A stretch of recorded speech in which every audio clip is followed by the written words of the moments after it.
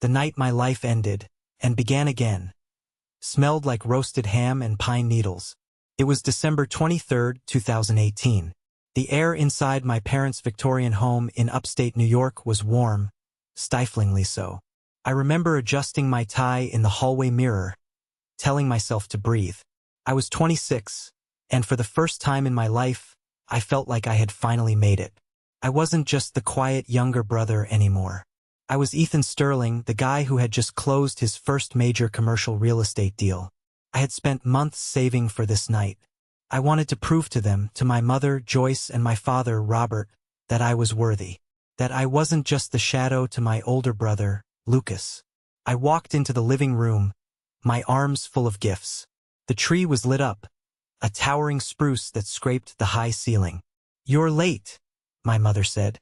She didn't look up from the table she was setting. "Lucas has been here for an hour."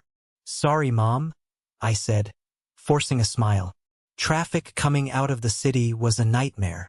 I set the boxes down. I had gone all out. For Mom, a set of Wusthof knives imported from Germany. She'd been complaining about her dull blades for years. For Dad, a leather recliner with a built-in massager to help his bad back. And for Lucas, well, I bought him a Rolex. A Submariner. Cost more than my first car. I wanted to bury the hatchet. I wanted us to be brothers again. Lucas was sitting on the sofa, nursing a scotch.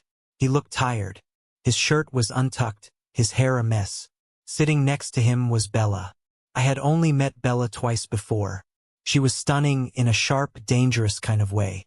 Dark hair, eyes that seemed to calculate the cost of everything they landed on. She was Lucas's fiancée of 8 months.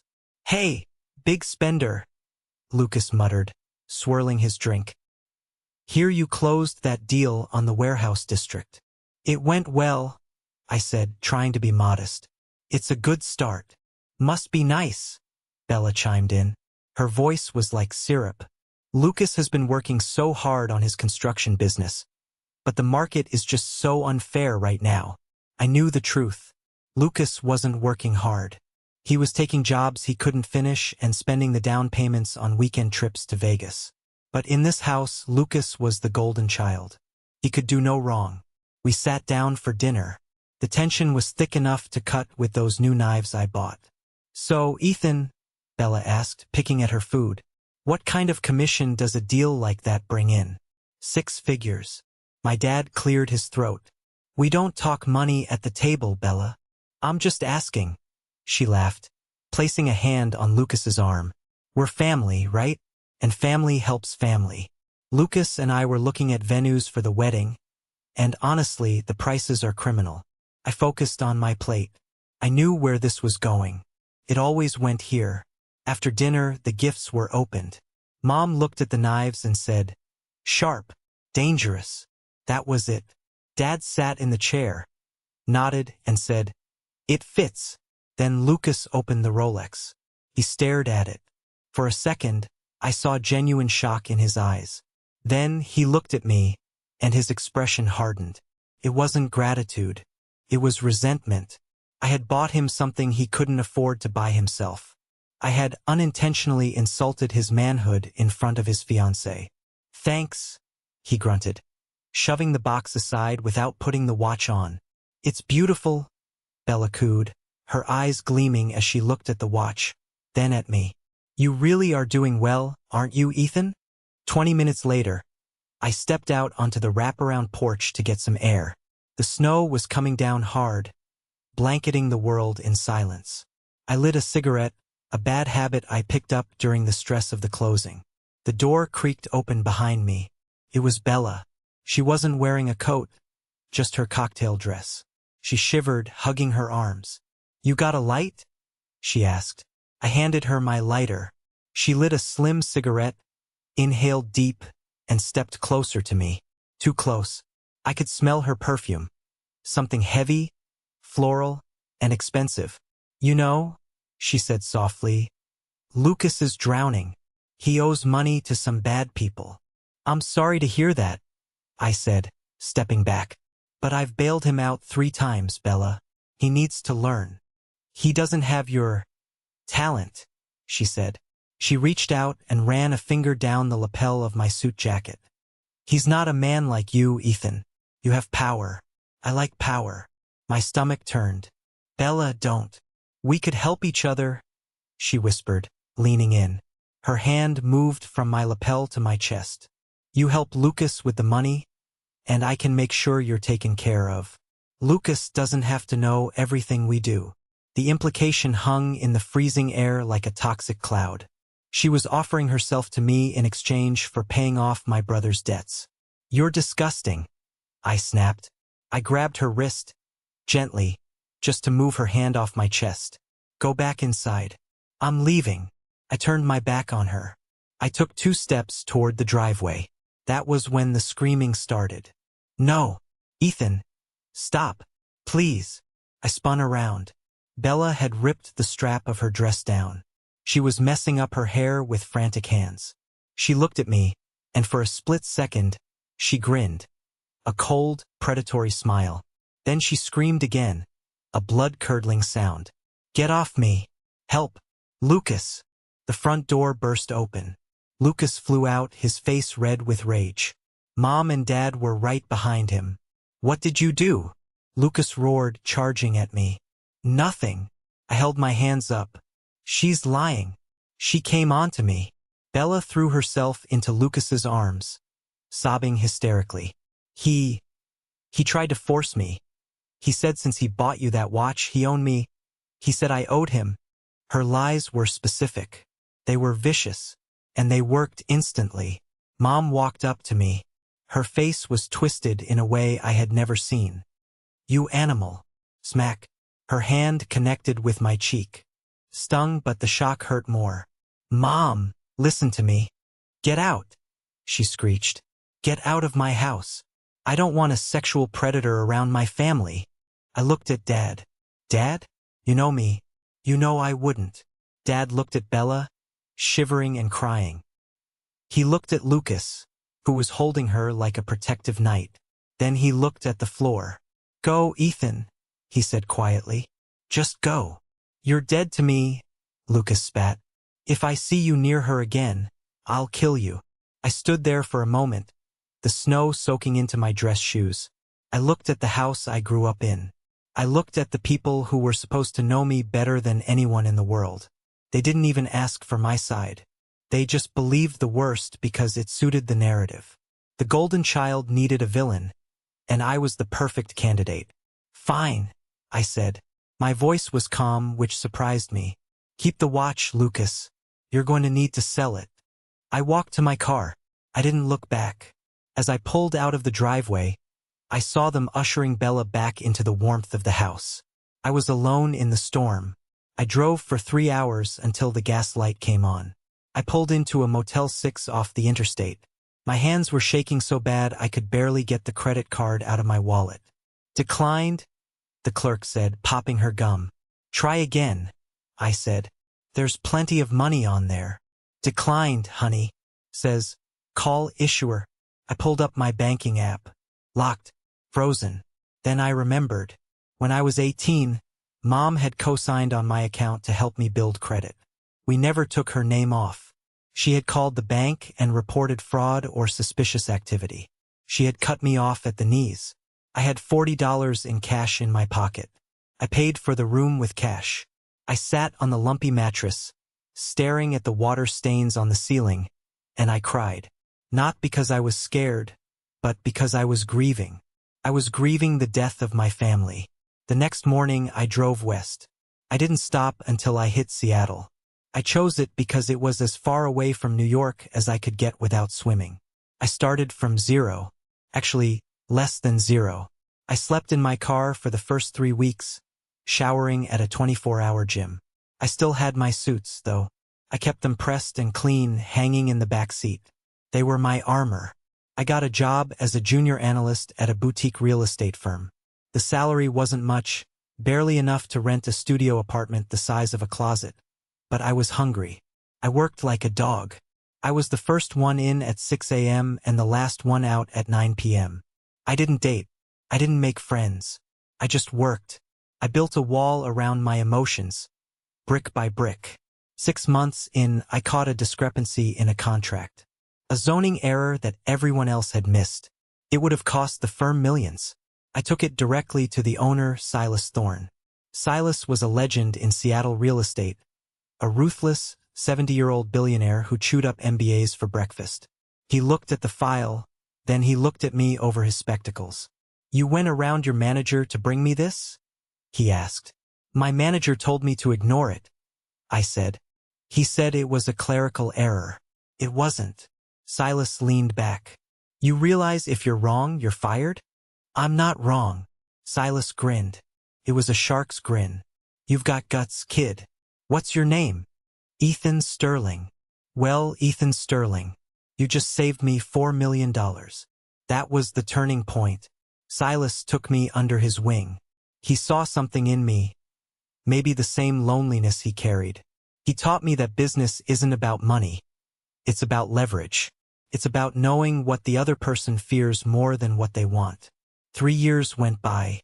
I moved up the ranks faster than anyone in the company's history.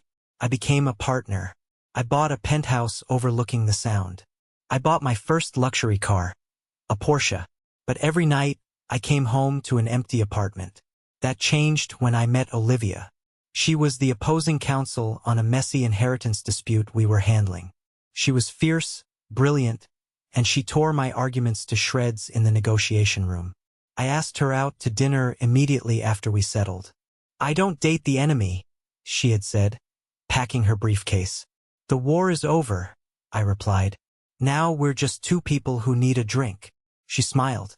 It was the first time in years I felt something crack in my chest. Olivia was different. She didn't care about my money.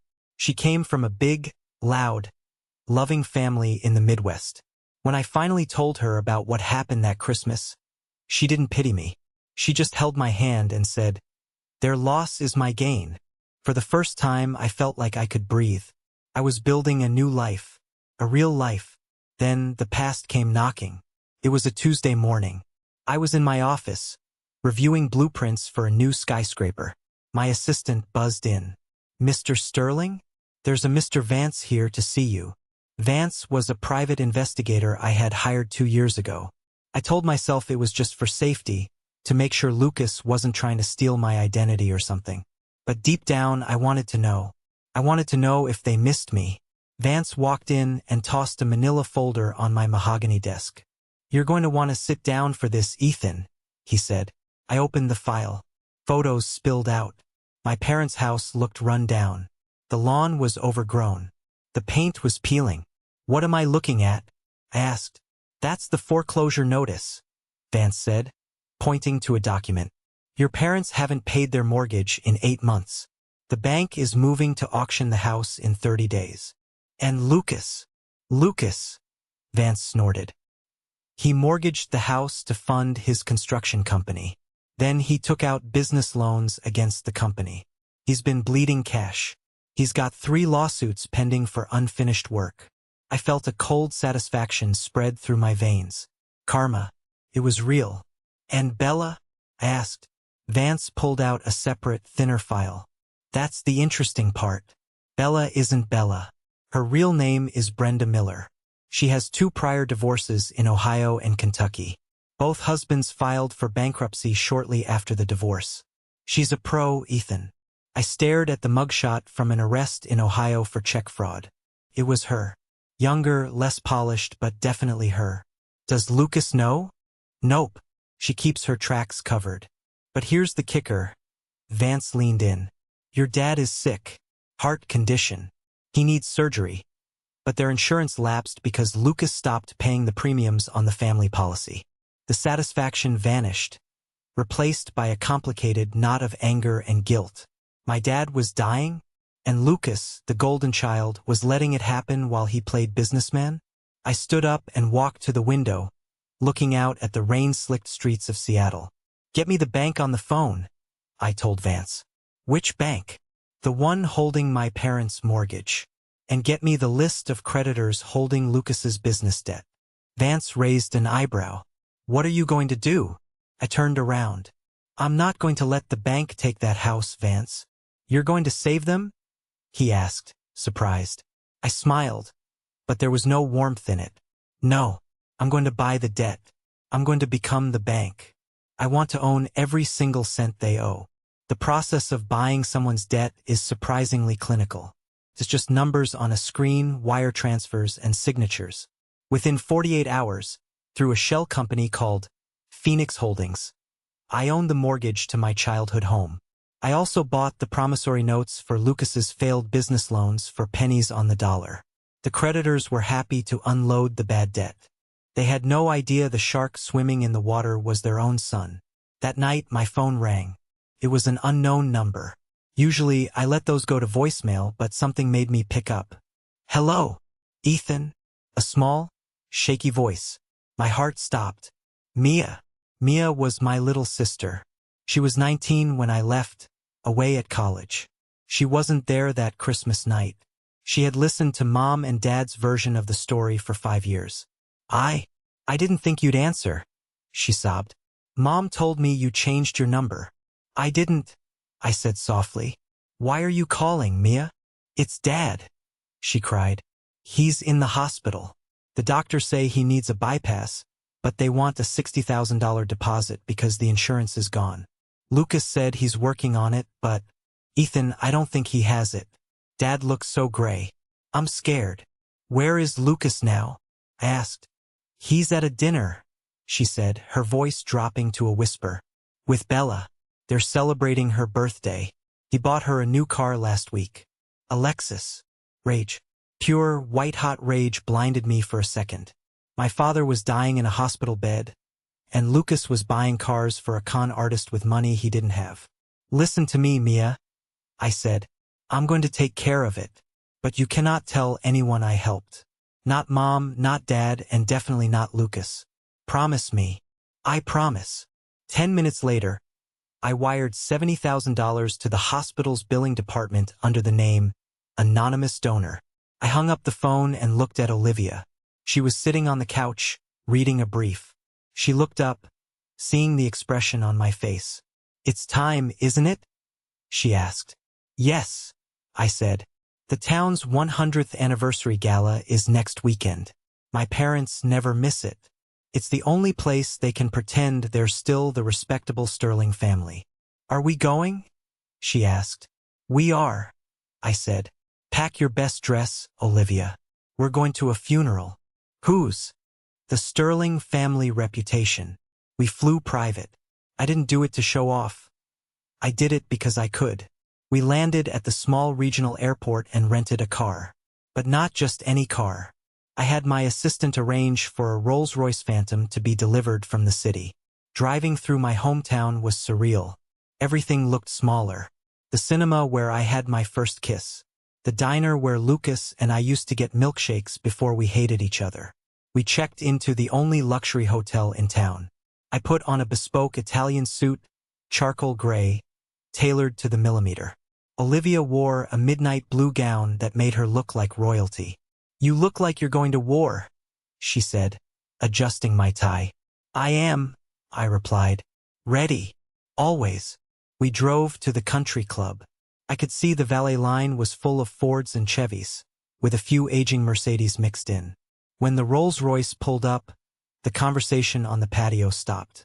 The valet, a kid I didn't recognize, opened the door with wide eyes. Whoa, nice ride, sir. I stepped out. The flashbulbs of the local newspaper photographer went off. I took Olivia's hand and we walked up the steps. Inside, the ballroom was decorated in gold and white. I scanned the room. It didn't take long to find them. They were sitting at a table near the back. They looked diminished. Mom was wearing a dress I remembered from 10 years ago. Dad looked frail, his skin papery and pale. Lucas was wearing a suit that was too tight, his face puffy from alcohol. And Bella was dripping in flashy jewelry that I knew was either fake or bought on credit cards that were about to be declined. We walked straight through the center of the room. People started to whisper, Is that Ethan Sterling? I thought he was in jail? Look at that suit. Look at her. We stopped right in front of their table. Lucas looked up, a crab cake halfway to his mouth. He dropped his fork. clattered loudly against the china. "Hello, family," I said. My voice was calm, projecting just enough for the surrounding tables to hear. Mom stood up, her hand flying to her chest. "Ethan, you look well, mother," I lied. Bella's eyes went wide. She scanned me from head to toe, assessing the value of my watch, a Patek Philippe this time, my shoes, my suit. Then she looked at Olivia, and I saw a flicker of pure jealousy. "What are you doing here?" Lucas sneered, trying to recover his bravado. "Come to beg for forgiveness?" I laughed. It was a genuine, dry laugh. "No, Lucas. I just happened to be in town on business. I acquired some assets in the area." "Assets?" Bella asked, her voice suddenly sweet. "You're doing business here?" "Real estate," I said. "I own a holding company in Seattle. We've been buying up distressed properties." I saw the gears turning in Bella's head. Distressed properties. Like theirs. "Well," Mom said, her voice trembling, "I suppose you should sit down. We can make room." She was doing it. She was rewriting history in real time because I looked successful. "No thanks," I said. "We have our own table. With the mayor." I nodded to them and walked away. I felt their eyes burning into my back. I knew exactly what was happening. The bait was in the water. The gala was a blur of handshakes and fake smiles. I spent the evening charming the local elite, dropping subtle hints about my investment firm. Out of the corner of my eye, I watched my family. They were arguing. Lucas was downing drinks. Bella was typing furiously on her phone. As we were leaving, Bella intercepted me near the coat check. She was alone. "Ethan?" she purred, blocking my path. "You really made an entrance." "Excuse me," I said, trying to step around her. "Don't be like that," she said, touching my arm again. The same move from 5 years ago. "I know things ended badly, but we were all young. We made mistakes. Some mistakes have consequences, Bella." "I miss you," she whispered, looking around to make sure Lucas wasn't watching. "Lucas is a loser. You know that. I always knew you were the one with the potential."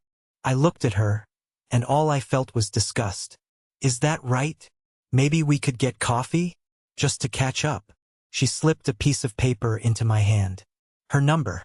"I'll think about it," I said, pocketing the paper. I walked out to the car where Olivia was waiting. I showed her the paper. "She took the bait?" Olivia asked. "Hook, line, and sinker." The next morning, I sent a text to Lucas. "Family meeting. My hotel suite. 10 a.m. Don't be late." I knew they would come. They smelled money. They probably thought I was going to pay for Dad's surgery or pay off the house. They thought the prodigal son had returned to save them. At 9:55 a.m., the knock came. I opened the door. They were all there. Mom, Dad, Lucas, and Bella. Mia was there too, looking terrified. "Come in," I said. My suite was the presidential.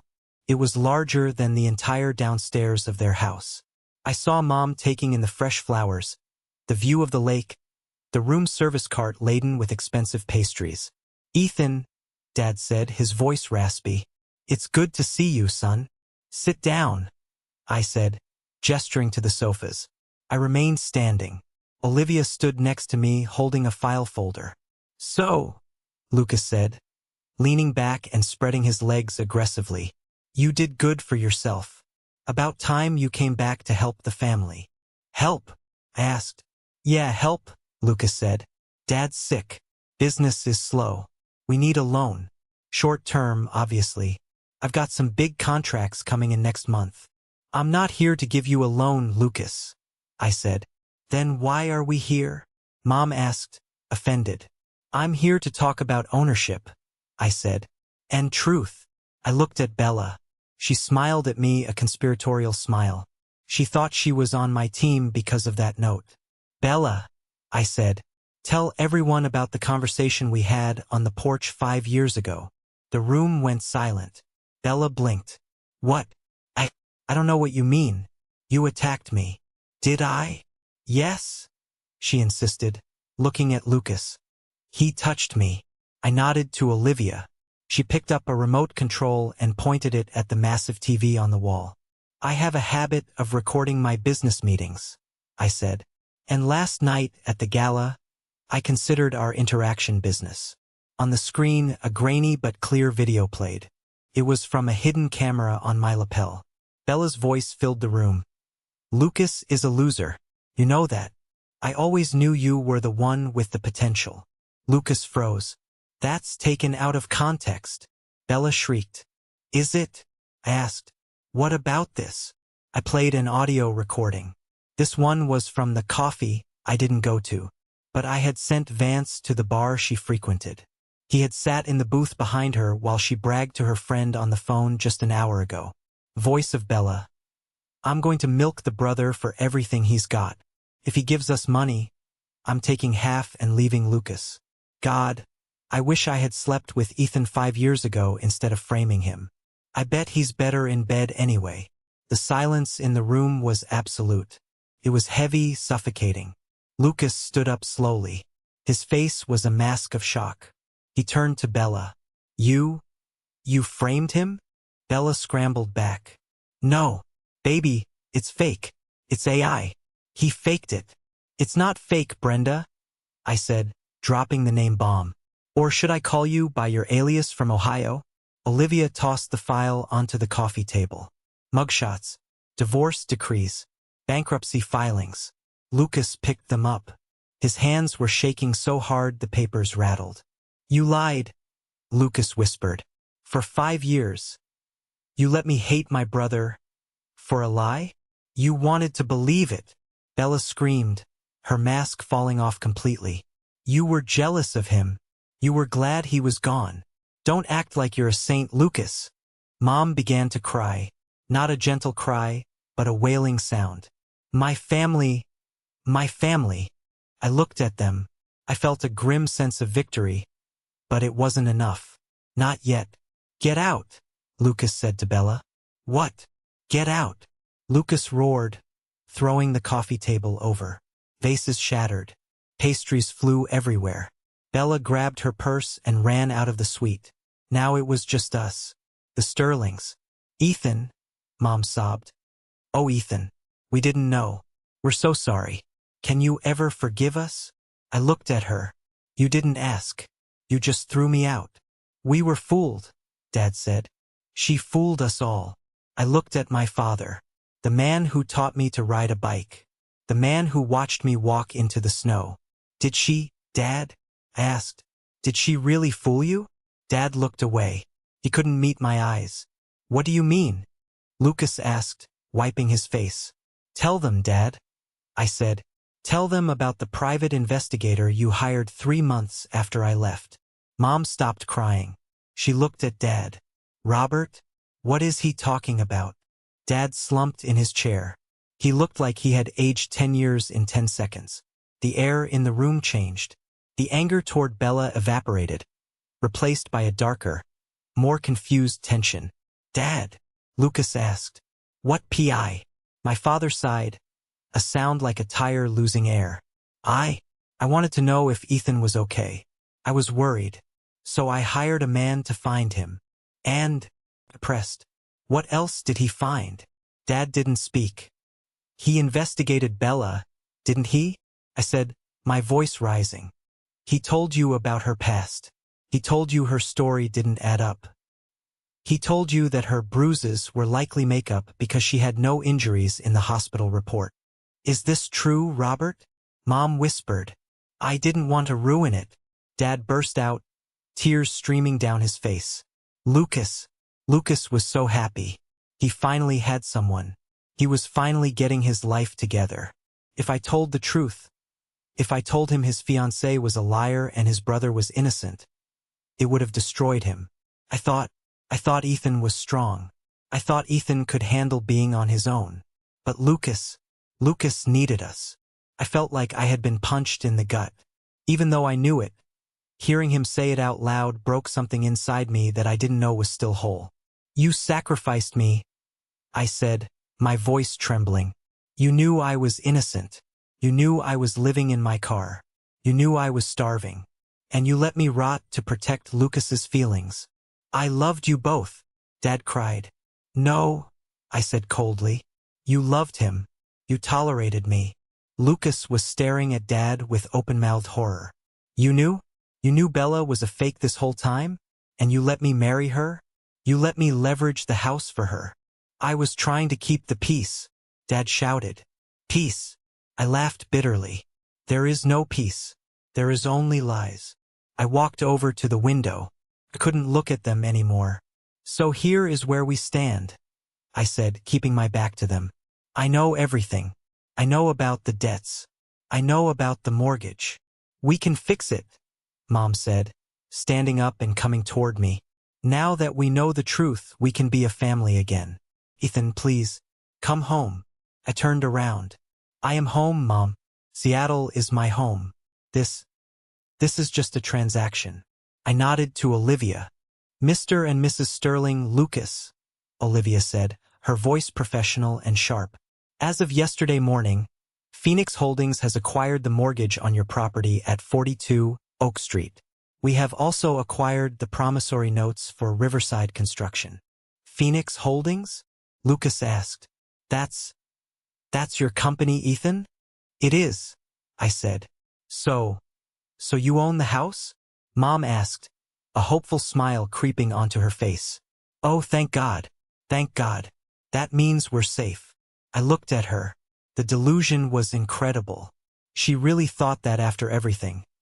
After the slap, the disowning, the 5 years of silence, the dad's betrayal, that I did this to save them? You're not safe, I said. The smile dropped from her face. You haven't paid the mortgage in 8 months, I said. You are in default. But you're my son, Mom stammered. I was your son when you kicked me out into a blizzard, I said. Now I'm your landlord, and you are terrible tenants. Ethan, don't do this, Dad pleaded, clutching his chest. Don't play the heart card, Dad, I snapped. I paid for your surgery deposit. That anonymous donor? That was me, Dad gasped. Mia started crying again. I saved your life, I told him. But I'm not saving your lifestyle. I pulled a document from my jacket pocket and threw it on the table. This is an eviction notice. You have 7 days to vacate the property. 7 days? Lucas yelled. You can't do that. It's our home. It's my home, I corrected him. And Lucas, regarding your company, I'm calling in the loans. Full payment due immediately. If you can't pay, I'm liquidating the assets. The trucks, the equipment, everything. You're bankrupting me, Lucas said, falling back onto the sofa. You're ruining my life. You ruined your own life, Lucas, I said. You spent 5 years living a lie, spending money you didn't earn, with a woman who didn't love you, protected by a father who didn't respect you enough to tell you the truth. I'm just turning on the lights. Where will we go? Mom whispered. We have nowhere to go. I don't know, I said. Maybe you can find a Motel 6. That's what I did. Ethan, please. Mom grabbed my arm, pulled away. It wasn't gentle, but it wasn't violent. It was just final. Don't touch me, I said. Get out of my hotel room. They didn't move. They were paralyzed by shock. I said get out, I shouted, letting 5 years of rage echo off the walls. They scrambled. Dad leaned heavily on Mia. Mom was sobbing uncontrollably. Lucas looked like a ghost. They filed out of the room, leaving the door open behind them. I walked over and slammed it shut. Then my legs gave out. I sank to the floor, burying my face in my hands. Olivia sat down next to me, wrapping her arms around my shoulders. I didn't cry. I was too empty to cry. I just sat there, listening to the silence, waiting to feel good about it. But I didn't feel good. I just felt done. The next 7 days were a blur of legal motions and small-town gossip. The news that Ethan Sterling had returned and was evicting his own parents spread through the town like wildfire. Some people called me a monster. Others, who had heard rumors about Bella, called it justice. I didn't care. I stayed in the hotel, working remotely, letting Olivia handle the dirty work. On the 7th day, I drove to the house. It was a gray Tuesday. A moving truck was parked in the driveway. It wasn't a professional company, just a U-Haul Lucas had rented. I parked the Rolls-Royce across the street. I wanted to see it. I needed to see it. I watched as Lucas carried boxes out. He looked broken. He had lost weight in just a week. He wasn't wearing his fancy suits anymore. Just jeans and a t-shirt. Dad was sitting on the porch steps, staring at the ground. He looked old. So incredibly old. A police cruiser pulled up. 2 officers got out. I rolled down my window to listen. "Is Bella here?" the officer asked Lucas. "She's inside packing her things," Lucas muttered. "She's leaving today. We have a warrant for her arrest," the officer said. "Fraud, identity theft, and forgery." Lucas didn't even blink. "Take her, please." Moments later, Bella was dragged out in handcuffs. She was screaming, cursing at the police, cursing at Lucas. When she saw my car across the street, she stopped. She stared at me with pure venom. "You go to hell, Ethan," she screamed. "You think you won? You're going to die alone." The officer shoved her into the back of the cruiser. As they drove away, the silence returned to the street. I got out of the car and walked up the driveway. Lucas stopped holding a box of books. He looked at me. There was no fight left in him. "Are you happy?" he asked quietly. "No," I said. "Are you?" He shook his head. "I'm sorry, Ethan. I really am. I was a bad brother." "Yes," I said. "You were." Mom came out of the house carrying a picture frame. It was a photo of the 4 of us, taken 20 years ago at Disney World. We looked so happy. She saw me and stopped. "We're leaving," she said, her voice hollow. "The house is yours. I hope it makes you happy. I hope the memories keep you warm." "Save the guilt trip, Mom," I said. "Where are you going?" "Mia found us a small apartment on the other side of town," she said. It's a walk-up. Dad will struggle with the stairs, but we'll manage." I looked at Dad. He was still sitting on the porch, clutching his chest. He looked like he might not survive the move, let alone the stairs. I looked at the house, this Victorian beast that had swallowed my childhood. I hated it. I didn't want to live here. I didn't even want to sell it. I just wanted the power to say no to them. But looking at them now, defeated, humiliated, broken, I realized something. If I let them rot on the street, I became the monster they accused me of being. I became the predator Mom called me. I would prove her right. I took a deep breath. The cold air filled my lungs. "Stop packing," I said. Lucas looked up. "What?" I said, "Stop packing," I repeated. "Put the box down." I pulled an envelope out of my pocket. Inside was a lease agreement I had Olivia draw up this morning. "I'm not kicking you out," I said. Mom dropped the picture frame. The glass shattered. "Ethan, I'm keeping ownership of the house," I said, my voice hard. "Phoenix Holdings owns it, but you can stay here as tenants." "Tenants?" Dad asked, looking up. "Yes, you will pay rent. It will be fair market value. I will deduct it from the allowance I'm setting up for you." "Allowance?" Lucas asked. "I'm setting up a trust," I said. "It will pay for the house expenses and a monthly stipend for Mom and Dad. Enough to live on, but not enough for luxury. No more country clubs. No more new cars." I turned to Lucas. "But not for you." Lucas flinched. "You're young," I said. "You have 2 hands. You're going to get a job. A real job. And you're going to pay me back every cent you stole from the company. If you miss a payment, I sue you. Understand?" Lucas nodded vigorously. "I understand. Thank you, Ethan." "Thank you." "Don't thank me," I said. "I'm not doing this for you. I'm doing this so I can sleep at night without seeing your faces in my nightmares." I turned to Mom. She was crying again, reaching out to hug me. "No," I said, stepping back. "No hugs. We aren't a happy family. We are landlord and tenants. We are creditor and debtors. That is the only relationship we have now." "But maybe in time?" she asked.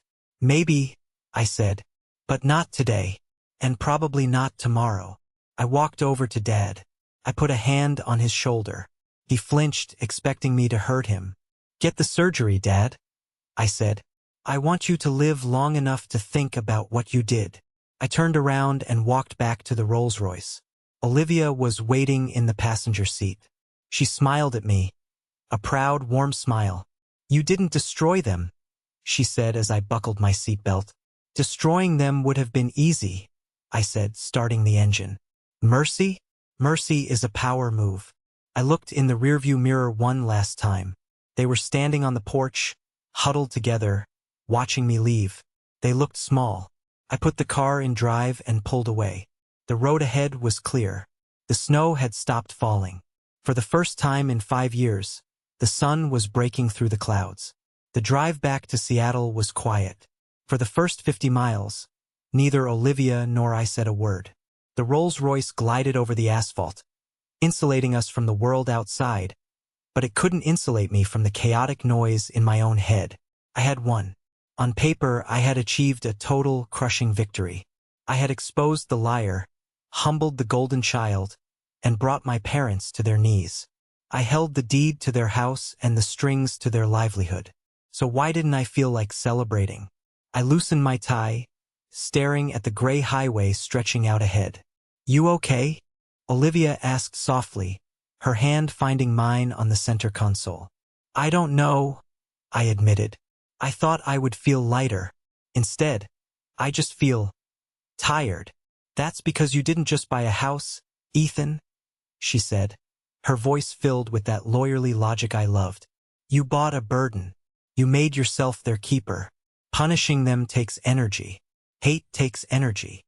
She was right. I had turned the tables, but I was still sitting at the same table. We arrived back in Seattle late that night. My penthouse was dark and cold. For the next few weeks, I threw myself back into work. I drowned myself in blueprints, zoning permits, and contract negotiations. I tried to forget about the Victorian house in upstate New York, but I couldn't. Every first of the month, the reminders came. My assistant, Sarah, would walk in with a file. "The rent check from your parents arrived, Mr. Sterling. It's on time. And the loan repayment from Lucas?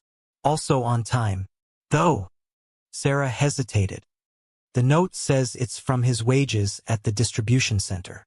It's barely minimum payments." I would nod, dismiss her, and then stare at the checks. Lucas, the brother who used to mock my cheap suits, was now packing boxes in a warehouse to pay me back. It was justice, poetic and sharp. But every time I deposited those checks, I felt a strange pang. Not guilt exactly, just a realization of how pathetic it all was. 3 months later, the phone rang. It was Vance, the private investigator. "You told me to keep tabs," Vance said. "You want the update? Go ahead. Your dad had the surgery. It went well physically, but he's depressed, Ethan. He sits on that porch all day staring at the street. Your mom, she's trying to keep things together, but she's selling off her jewelry to make ends meet so they don't miss a rent payment. They are terrified of you." "Good," I said, though the word tasted like ash in my mouth. "And Lucas, he's actually working," Vance said, sounding surprised. "He pulls double shifts. He looks like hell, lost about 30 pounds. No booze, no parties. He goes to work, goes home, pays his debt. The kid is growing up, 10 years too late." I hung up the phone and walked out to the balcony. The Seattle skyline glittered before me. I had built all of this. I had friends here, respect, a future.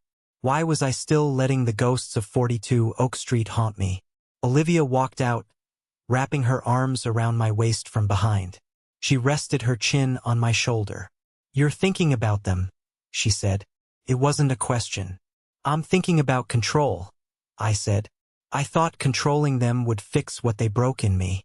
It hasn't." "You can't fix a broken bone by breaking someone else's leg," Olivia said gently. "Ethan, you proved your point. You showed them you have the power. But holding onto that power is keeping you tied to them. You're their landlord, which means you're still in a relationship with them." I turned around and looked at her. Her eyes were clear and kind, the only mirror I ever wanted to see myself in. "What should I do?" "Let go," she said. "Not for them. For us." I want to build a life with you, Ethan. A real life. I don't want 3 ghosts living in our spare room. That weekend, I made a decision. I didn't go back to New York. I didn't want to see them. Instead, I called my lawyer, Sam. Sam, I want to transfer the deed to the house. I said. You're selling it? No, I said. I'm putting it into a blind trust. I want you to manage it. You collect the rent. You handle the repairs. You deal with the tenants. I don't want to see a check, I don't want to read a report, and I don't want my name on any correspondence they receive. As far as they know, they pay the trust. If they miss a payment, the trust evicts them. Standard protocol. Total detachment, Sam said. Smart. And Lucas's debt? Same thing, I said. Transfer the note to the trust. If he pays it off, great. If not, garnish his wages. But I don't want to know about it. And the surplus? Sam asked. The rent and the loan payments will accumulate. What do you want to do with the cash? I looked at Olivia, who was smiling at me from across the room. Set up a scholarship fund, I said. 4 kids in the foster system who age out without family support. Call it the Phoenix Fund. Every dime my family pays me goes to help kids who actually appreciate a chance at life. Signing those papers was the hardest thing I had ever done, and also the easiest. With every signature, I felt a weight lifting off my chest. I wasn't forgiving them. I wasn't forgetting. I was just evicting them from my head. A year passed. Then 2. Life moved on fast and bright. My company expanded into green energy commercial spaces. I was featured in Forbes. But the biggest highlight wasn't the money. It was the Saturday morning in June when I took Olivia to a small cliffside spot overlooking the Pacific Ocean. I didn't have a speech prepared. I just had a ring. A simple, elegant diamond that didn't scream for attention, just like her. I don't have a family to offer you, I told her, my voice shaking slightly. Just me. And a lot of baggage that I'm learning to unpack. She took the ring and put it on her finger herself. I don't need a family, Ethan. I need a partner. And you're the best man I know. We got married 4 months later. It wasn't a big gala. It was intimate. My mentor, Silas, stood as my best man. He was 80 now, frail but sharp as a tack. You did good, kid, Silas told me at the reception, raising a glass of champagne. You learned the hardest lesson of business and life. You learned when to walk away from a bad deal. Even when the bad deal is your own blood? I asked. Especially then, he said.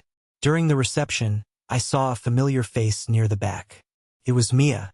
She had graduated college, paid for by me though she tried to refuse it, and was working as a graphic designer in Chicago. She looked nervous. I walked over to her. I'm glad you came, Mia. She hugged me tight. Mom and Dad wanted to send a card, she said, pulling back. But the lawyers returned it. Said, no contact means no contact. That's right, I said. They follow the rules, Mia said. Dad is frail, but he's alive. Mom volunteers at the library now. And Lucas. She paused. Lucas is the manager of the warehouse now. He's paying off the last of the debt next month. He told me to tell you. He said to tell you that you were right. About everything. I nodded. It didn't bring me joy, but it brought me peace. I'm glad he's figuring it out. They talk about you, Mia whispered. Not with anger anymore.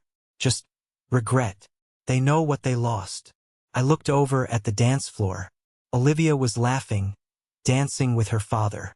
Her family had welcomed me with open arms, treating me like a son from day one. That was real. That was tangible. They didn't lose me, Mia, I said gently. They threw me away. I just finally stopped trying to climb back into the trash can. 5 years have passed since the day I returned to that small town in the Rolls-Royce. 10 years since the Christmas Eve that shattered my world. I am 36 now. My hair has a little gray at the temples. Olivia says it makes me look distinguished. I say it makes me look like Silas. We have a son, Leo. He's 2 years old, running around our backyard with a chaotic energy that terrifies and delights me. When Leo was born, I had a moment of panic. I held him in the delivery room, looking at his tiny, fragile face, and I was terrified. What if I have the gene? What if I have that dormant ability to turn on my child the way my parents turned on me? What if love is conditional, and I just don't know the conditions yet? But then Leo squeezed my finger. He looked at me with absolute, blind trust. And I knew. The cycle stops with me. I haven't spoken to my parents. Not once. The trust fund reports that they are still in the house. They pay their rent on the first of the month every month. They are model tenants. I suppose, in a twisted way, that is the most respectful relationship we've ever had. We have boundaries. We have a contract. We have distance. Lucas paid off his debt 3 years ago. The trust administrator told me that after the final payment, Lucas sent a letter addressed to me. The administrator asked if I wanted to read it. I said no. I didn't need his apology to validate my existence. I didn't need his remorse to feel successful. Reading that letter would have opened a door I had welded shut. I told the administrator to burn it. Sometimes people ask me if I regret it. If I regret missing my father's old age, or my mother's cooking, or the shared history of a family. And I'll be honest with you. Sometimes on Christmas Eve, when the snow is falling, I feel a phantom pain, like a limb that's been amputated. I remember the good years before Bella, before the money, before the betrayal. But then I look at my life now. I look at the Phoenix Fund, which has put 24 foster kids through college this year. Kids who had no one, now building futures because of the money my family pays in penance. I look at Olivia, my partner in every sense of the word, who loves me for who I am, not what I can buy her. I look at Leo, who will never, ever have to wonder if his father believes him. He will never have to buy my love with a Rolex. He will never be thrown out into a blizzard. I realize that family isn't a noun. It's a verb. It's something you do. You earn it. You nurture it. You protect it. My parents failed to do the verb, so they lost the noun. I saved myself. It was a messy, painful, expensive rescue mission. I had to become cold to survive the winter. I had to become ruthless to fight the predators. But I made it to the other side. The Rolls-Royce I drove that day, I sold it. It was a symbol of my anger, a weapon I used to bludgeon them with my success. I drive a Volvo now, the safer for the baby seat. If you are listening to this and you are holding on to a toxic relationship because you share DNA, or because you share a history, let me tell you this, you are allowed to walk away. You are allowed to save yourself. You don't have to set yourself on fire to keep others warm. My name is Ethan Sterling. I was the black sheep. I was the predator. I was the villain in their story. But in my story, I'm just a man who finally came home. Not to the house on Oak Street, but to the life I built with my own 2 hands. And let me tell you, the view from here is beautiful. Thank you for journeying with me through this chapter of my life. It wasn't an easy story to tell, but I believe it's a necessary one. Before we part ways, I want to share 3 core lessons that I hope you carry with you. 1. Blood is not a binding contract. We are often taught that family comes first, no matter what. But abuse, betrayal, and manipulation are not things you have to endure just because of a genetic connection. You have the right to curate your life and surround yourself with people who genuinely respect you. 2. Success is the best revenge, but peace is better. I spent years fueled by the desire to prove them wrong. It drove me to succeed, yes, but it also left me hollow. True victory wasn't buying their house. It was the moment I stopped caring about what they thought. Financial independence gave me the freedom to walk away, and that is the ultimate power. 3. The cycle can be broken. If you came from a broken or toxic home, you are not destined to repeat it. You can build a chosen family based on love, trust, and mutual respect. You can be the father, mother, or partner you never had. I want to hear from you now. What is the one quality you value most in a family member? Is it loyalty, honesty, or something else? Or, if this story resonated with you and you agree that we must protect our peace at all costs, just comment good below. Your interaction helps this story reach others who might be trapped in the dark, needing to see a light at the end of the tunnel. Thank you for listening, and remember, you are the architect of your own future.